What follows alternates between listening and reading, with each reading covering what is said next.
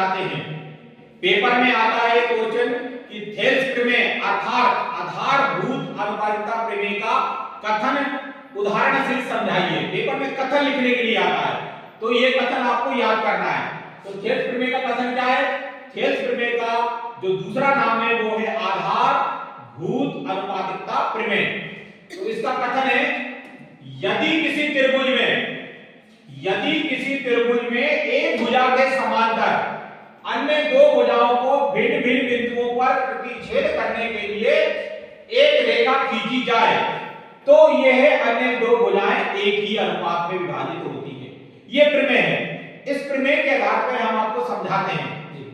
सबसे पहले लिखा है यदि किसी त्रिभुज में, तो सबसे पहला काम है त्रिभुज बनाना। सबसे पहला काम है त्रिभुज बनाना। इसका नामांकन कर देते हैं ए बी सी। ये त्रिभुज बना दिया आपने। यदि किसी त्रिभुज में एक भुजा के समांतर, तो ये पूरी इस त्रिभुज में तीन भुजाएं हैं। पहली भुजा है ए बी, दूसरी बी सी, तीसरी ए सी। प्रमेय क्या बोल रही है कि एक त्रिभुज में एक भुजा के समांतर, तो अपन एक भुजा मान लेते हैं बी सी। इस बी सी के समांतर एक भुजा खींचते हैं। ये भुजा खींच दी अपन ने बी सी के समांतर। इसका नाम दिया अपन ने डी और इसका नाम दिया ई। फिर पुनः प्रमेय करते हैं, यदि किसी त्रिभुज की एक भुजा के समांतर, एक भुजा अपने पास है बीसी, एक भुजा के समांतर कौन सी रेखा खींची अपन ने? डी की। एक भुजा के समांतर अन्य दो भुजाओं को, एक भुजा अपन ने बीसी मान ली और अन्य दो भुजाएं कौन सी बच गई? ए बी भुजा बच गई और ए सी भुजा बच गई। अन्य दो भुजाओं को भिन्न भिन्न बिंदुओं पर, भिन्न भिन्न बिंदु मतलब अलग अलग बिंदु, पहला बिंदु डी और दूसरा बिंदु ई, समांतर अन्य दो भुजाओं को भिन्न भिन्न बिंदुओं पर यानी अलग अलग बिंदुओं पर प्रतिच्छेद करने के लिए एक रेखा खींची जाए। ये थेल्स प्रमेय बोल रही है कि यदि किसी त्रिभुज में, सबसे पहले त्रिभुज बनाया जिसका नाम दिया ए बी सी। यदि किसी त्रिभुज में एक भुजा के समांतर, एक भुजा अपन ने मान ली बीसी, अन्य दो भुजाओं कौन सी? ए बी और ए सी। अन्य दो भुजाओं को भिन्न भिन्न बिंदुओं पर प्रतिच्छेद करने के लिए, भिन्न भिन्न बिंदु मतलब अलग अलग बिंदु, पहला बिंदु डी दूसरा बिंदु ई, भिन्न भिन्न बिंदुओं पर प्रतिच्छेद करने के लिए।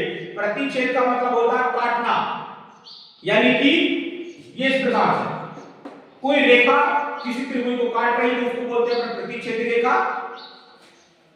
भिन्न भिन्न बिंदुओं पर प्रतिच्छेद करने के लिए एक रेखा खींची जाए तो, एक रेखा खींची अपन ने, तो यह रेखा जो अन्य दो भुजाएं हैं उनको समान अनुपात में विभाजित करती है।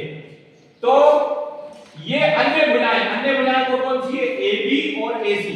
ये जो अन्य दो भुजाएं बच गई हैं, ये दो भुजाएं एक ही अनुपात में विभाजित होती है। कैसे अनुपात में विभाजित होती है? एडी बटे डीबी, एई बटे ईसी, इस प्रकार से अनुपात में विभाजित होती है। अन्य दो भुजाएं यानी कि ए बी और ए सी, अन्य दो भुजाएं एक ही अनुपात में विभाजित होती है। एक ही अनुपात मतलब एडी बटे डीबी, एई बटे ईसी। ये थेल्स प्रमेय का कथन हो गया। इस प्रकार से इसको सिद्ध करना है।